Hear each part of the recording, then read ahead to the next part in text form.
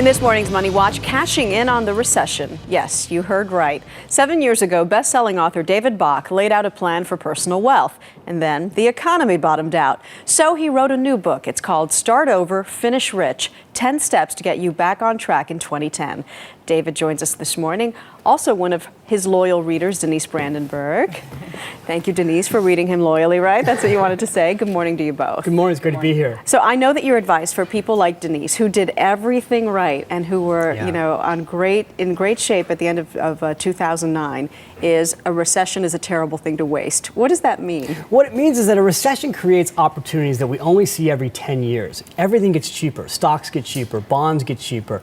All investments get cheaper. Real estate gets cheaper. Starting a business, employees are actually cheaper. So if you look at the glass as being half full, what you realize in a recession is that there's opportunity everywhere. And again, it only comes around every 10, 15 years. So you have to take advantage of recessions because they create millionaires. Huge opportunities, but also, as Denise knows, huge dilemmas come with a recession. For example, you have no credit card debt. You have no car loan. All you had was a mortgage that you paid religiously. And now the housing market went to hell and you're $130,000 underwater. What is your question for David? My question is, I'm getting pressure from all sides to refinance. Right now I have a 7-year ARM mortgage loan. Mm-hmm. And what I'm hearing from all sides is refinance right now to a 30-year fix, right now. Lock in these low rates. Lock it in, but when we did the math, it turns out that the mortgage payment would go up $700 a month. So refinancing is what everybody is told to do. Everybody's being told to refinance, and a lot of times it makes sense, but you have to crunch the numbers. Again, looking at the recession as an opportunity. I went through her math. Right now she's got an adjustable rate mortgage that's 5.75%, a very low rate. It's not due for 4 more years.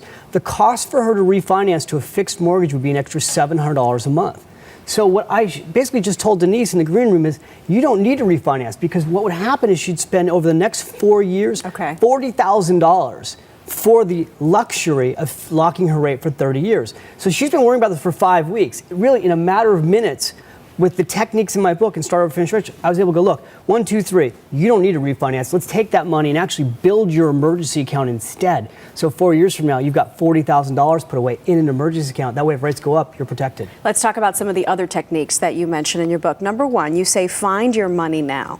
Yes, find your money now. I was kidding her if she's found her latte factor. I talk about the idea that even in a recession, we still waste small amounts of money on little things. Now, it doesn't have to be lattes. Denise is like, I don't drink coffee, but it could be anything, bottled water, cigarettes. So one of the things I talked about with Denise, and she's doing it, is she's using a software program now to track all of her expenses for the next 90 days to see where is she wasting $5 to $10 a day on little things, because $10 a day, if she redirects that money to savings, can make her a millionaire by the time she retires. So the latte factor is that metaphor for, even though it's not her coffee, it could be something else. So 90 days, she'll know where her latte factor is. So you have to make an effort to cut out things that are really nice, but that you don't necessarily need. Exactly. And then let's talk about one more, get automated. This is something that really is a no-brainer, easy for people to do. The secret to building wealth in a recession is to put your financial life on autopilot. So don't use budgets, don't use discipline.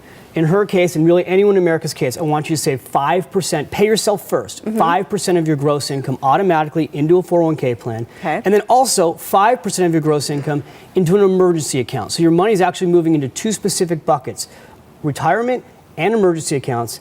And then the third thing I love to talk about is your dreams.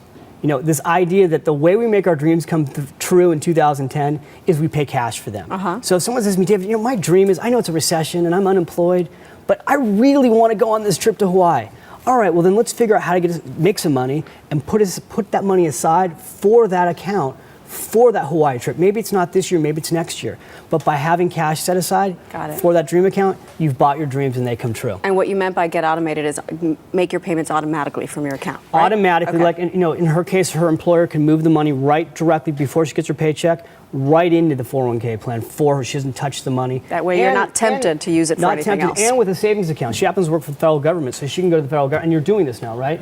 So the federal government, with literally 5 minutes, she can sign a form and it's done for her. And that's what anybody in America can do, whether you're a federal government employee or a private employer. All right, David, Denise, thanks so much. Thank you. All that information is in David's book, which is a quick and easy read.